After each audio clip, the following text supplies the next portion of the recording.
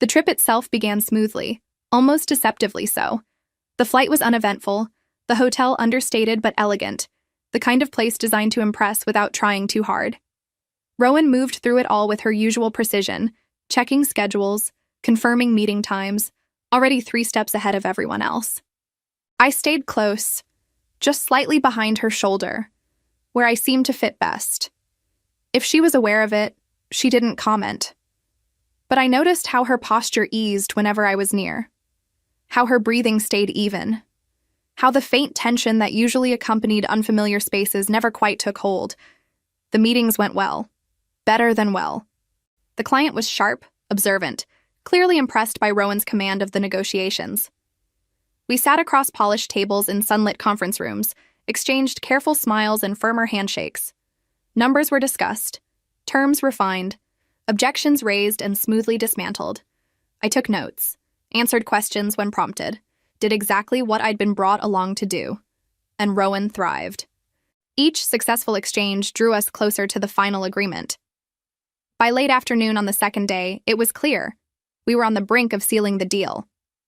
That's when the client leaned back in their chair, fingers steepled thoughtfully. "There's just one last detail," they said with a pleasant smile. "Something I prefer to discuss less formally." Rowan's jaw tightened almost imperceptibly. "I was thinking," the client continued, "we could go over it somewhere more casual. Drinks, perhaps?" There it was. This was what Rowan had feared. I could see it in the brief stillness that overtook her, the careful control snapping into place just a little too rigidly. She had anticipated this, prepared for it, dreaded it. Her gaze shifted to me. It wasn't dramatic. It wasn't a plea. Just a look. Quiet, searching, grounding.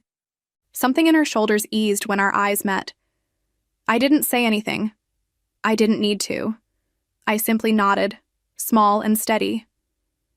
Rowan inhaled, then she smiled, polite, composed, unmistakably confident. "Of course," she said. "That sounds reasonable." Relief flickered across the client's face. Plans were made quickly, a location chosen, details settled. As we gathered our things, Rowan leaned slightly closer to me, her voice low enough that only I could hear. "Thank you," she said. I wasn't entirely sure what I was being thanked for. But as we stepped out together, heading toward a setting far less controlled than any boardroom, I felt it again. That quiet, unsettling excitement curling in my chest. Whatever awaited us tonight, one thing was clear. Rowan wasn't facing it alone. They arrived just after sunset. The venue was elegant without being stiff. Low golden lights, polished wood, the soft clink of glasses layered over laughter and music. It was lively, full of motion and warmth, the kind of place meant to loosen people up rather than impress them into silence. Rowan had changed. She wore a dark, open-collared shirt beneath a tailored jacket, sleeves pushed back just enough to feel casual. No tie, no sharp corporate armor. Mira had never seen her like this before, and the sight caught her off guard in the best way. Rowan looked human, still striking, still commanding, but less distant. She liked it. Rowan's expression, however, remained serious. Focused, as if she were bracing herself. They met the client near a reserved table. Drinks were passed around easily, conversation flowing as naturally as the wine. Rowan took her seat and chose the one beside Mira, close enough that their shoulders nearly brushed. She went straight into business. The client listened for a few minutes, then laughed softly and raised their glass. "Easy," they said. "We'll get there. Tonight is about getting to know each other. The deal will wait." Rowan paused, then inclined her head. "Of course." The conversation shifted. Travel, food, favorite cities. Mira spoke when invited, listening more than talking, aware of Rowan beside her. She noticed how Rowan stayed angled slightly toward her, how her presence seemed anchored there. Then the topic drifted. "Relationships," the client said lightly, gesturing around the room. "There are plenty of Omegas here tonight. Anyone catch your eye?" Mira felt Rowan stiffen. It was subtle, just a fraction of a second, but she felt it in the way Rowan's knee tensed beside hers. Rowan smiled smoothly. I'm afraid I'm far too busy with work to think about relationships. Oh, come on, the client chuckled. You can't be all work all the time. It's important to have fun outside of it. Yes, Rowan said, her laugh a touch too careful. I suppose you're right. That was when an Omega leaned in from behind her chair, offering to refill her glass. Too close. Their scent brushed the air. Rowan's color drained. Mira saw it immediately. The way Rowan's breathing changed. The faint sheen of sweat at her temple. Her hand tightened around the stem of her glass.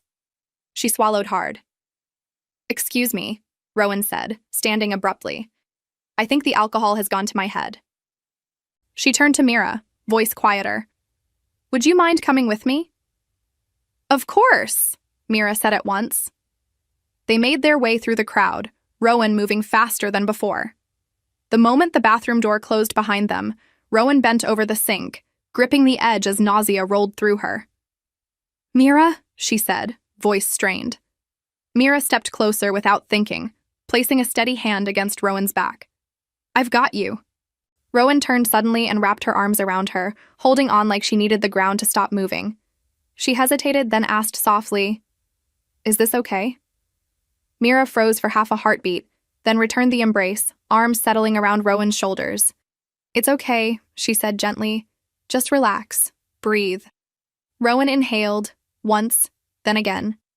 As she took in Mira's scent, it carried the soft sweetness of white tea and honeyed pear, threaded with a clean note of rain-soaked linen, gentle, warm, and impossibly soothing as it settled over Rowan's senses and quieted the tension coiled inside her. Slowly, her body softened, the tension easing as the sickness ebbed away. She rested her forehead against Mira's shoulder, breathing her in until the world steadied. I'm sorry, Rowan murmured after a moment, for putting that on you. Mira smiled faintly, still holding her. It's fine. That's what I'm here for, isn't it? Rowan huffed a quiet sound that might have been a laugh. She nodded, lingering just a second longer before straightening, composure returning, but something gentler remaining behind her eyes. When they left the bathroom together, Rowan didn't move away from Mira's side. When they returned to the table, everything fell neatly into place. The final details were agreed upon with ease, signatures exchanged, hands shaken. The client was clearly pleased, already talking about future collaborations. By the time they parted ways, the deal was sealed. Clean, successful, unquestionable. Rowan didn't relax until they were back at the hotel. As they stepped into the lobby, she turned to Mira. Would you let me buy you a drink? She asked. As thanks, and to celebrate. Mira hesitated only a moment before nodding. I'd like that. The hotel bar was quiet. Soft lighting, plush seating, only a handful of guests murmuring over low music. It felt worlds away from the lively restaurant earlier. Calm, safe. They took seats at the bar. Drinks were poured. Mira sipped hers slowly, feeling the tension finally drain from her shoulders. Rowan looked different now, looser, more at ease than Mira had ever seen her. Tired, yes, but lighter. Rowan turned toward her. You've done an exceptional job. Mira blinked. Oh, no. That was all you. I was just supporting. Rowan shook her head. No, I mean it. Her voice was steady, sincere. You were a massive help. I wouldn't have been able to do this without you. Mira looked down at her glass, heat rising in her cheeks. You're an invaluable asset, Rowan continued. To the team, and to me. The words settled warmly in Mira's chest. Thank you, she said softly. I'm happy to help. Rowan smiled then, an unguarded, genuine smile. That's something I really like about you. Mira looked up, startled. What? You're kind, Rowan said simply. Thoughtful. You're always trying to help others. Mira laughed shyly. You're giving me too much credit. Perhaps, Rowan said, but it's true. Mira felt something bloom inside her, soft, glowing, impossible to ignore. Rowan shifted slightly, then said casually, Earlier, when the client brought up relationships, She paused. Are you seeing anyone? Mira nearly choked on her drink. Oh no, I'm single. She waited, pulse quickening, unsure what came next. Rowan was quiet for a moment, fingers tracing the rim of her glass. Hypothetically, she said at last, if you were to date someone, would you be interested in someone like me? Mira's face burned. She hesitated, heart pounding. I suppose yes. I would.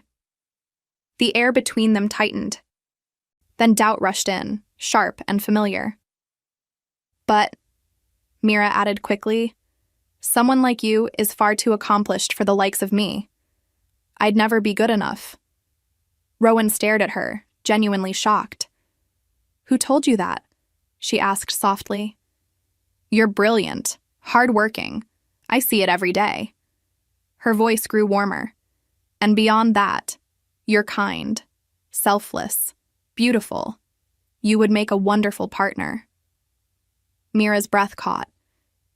Rowan swallowed, then spoke quietly. It's not just your scent that I find alluring. Mira looked at her. It's you, Rowan said. All of it. Everything about you draws me in. She exhaled. You don't need to respond. I just wanted you to know how I feel about you. She stood, placing some bills on the bar. Good night, Mira. Rowan turned to leave. For a heartbeat, Mira didn't move. She stood there, stunned, her mind struggling to catch up with what had just happened. Her boss, Rowan Cade, the alpha everyone admired from a distance, the woman who had never shown interest in anyone, had just confessed to her, to Mira. It felt unreal, like stepping into a version of her life she had never allowed herself to imagine. All those quiet feelings she'd tucked away, the glances she'd dismissed, the warmth she'd pretended not to notice, the small, unreasonable hope she'd told herself would never amount to anything. They weren't just hers anymore. They were real. And if she let Rowan walk away now, that would be it. Tomorrow they would return to the office. Rowan would be her boss again, brilliant, distant, professional. Mira would take her seat at her desk, do her work, and carry this moment alone, unanswered, forever filed away as something that almost happened. Her chest tightened at the thought. She couldn't let it end like that. Before she could take more than a step, Mira reached out and caught her arm. Rowan, she said, voice trembling but sure. I feel the same way. Rowan froze. Then she turned, eyes soft, almost disbelieving, and smiled. Really? She asked, the word barely more than a breath. Mira nodded, shy but certain, her fingers tightening just slightly around Rowan's sleeve. A quiet, incredulous laugh escaped Rowan as relief and joy flickered openly across her face. She murmured, You have no idea how happy that makes me. She took Mira's hand, gentle but certain, and led her down the quiet hallway to her room. When they reached the door, neither moved right away. I'll say goodnight then, Rowan said softly. She hesitated, then added, Before you go, would it be okay if I... She leaned in just slightly. You can push me away if this is too fast. Mira didn't move away. Rowan hesitated for just a breath longer, as if giving Mira one final chance to step away. When she didn't, Rowan closed the distance. The kiss was slow at first, careful, reverent, like she was afraid that moving too quickly might shatter something fragile between them. Her hand came up, hovering near Mira's waist before settling there lightly, grounding herself. Mira felt the steady warmth of her, the barely restrained tension beneath her composure. Then the restraint slipped. Not completely, but enough. Rowan's breath hitched as she deepened the kiss, pouring weeks of control, uncertainty, and quiet longing into that single moment. It wasn't hungry so much as intense, charged with everything she hadn't allowed herself to feel until now. Mira responded instinctively, fingers curling into the fabric of Rowan's jacket, heart pounding as if it were trying to keep up. The world narrowed. There was no hotel hallway, no closed door beside them, no tomorrow waiting on the other side of the night. There was only the warmth of Rowan's presence, the way her forehead rested briefly against Mira's when they finally parted, both of them breathing a little unsteadily. For a moment, neither spoke. The silence felt full instead of empty, thick with possibility, with something new and terrifying and beautiful all at once. Mira's chest ached, not with fear, but with the overwhelming sense of being seen, chosen, wanted. When Rowan finally pulled back, her eyes were dark, searching, impossibly soft. The world felt hushed and new. And for the first time, truly, deeply, Mira didn't feel ordinary at all. Not because her life had suddenly transformed, or because she had become someone remarkable overnight. Nothing about her had changed in any obvious way. She was still the same woman who took the train to work each morning, who doubted herself more than she admitted, who chose safety over dreams because the world had taught her that wanting too much was dangerous. What had changed was simpler, and far more unsettling. She had been seen. Not as someone convenient, not as someone useful, not as someone who faded quietly into the background, but as someone worth choosing, worth risking for, worth imagining a future with. It made her wonder how many people moved through their lives believing they were ordinary, simply because no one had ever looked at them closely enough. How many dreams were set aside not because they were impossible, but because they felt impractical. How many hearts learned to stay quiet, waiting for permission they were never told they could give themselves. Maybe being ordinary was never the problem. Maybe the real question was whether we ever allow ourselves to believe we could be more, without needing proof, or permission, or certainty. Mira didn't have all the answers yet, though this time she was brave enough to ask the questions, and in that uncertainty, something new finally took root. Hey guys, let me know in the comments what you think about Mira and Rowan's story. And don't forget to subscribe so you don't miss out on more stories like this one. All your support really helps the channel out, so thank you.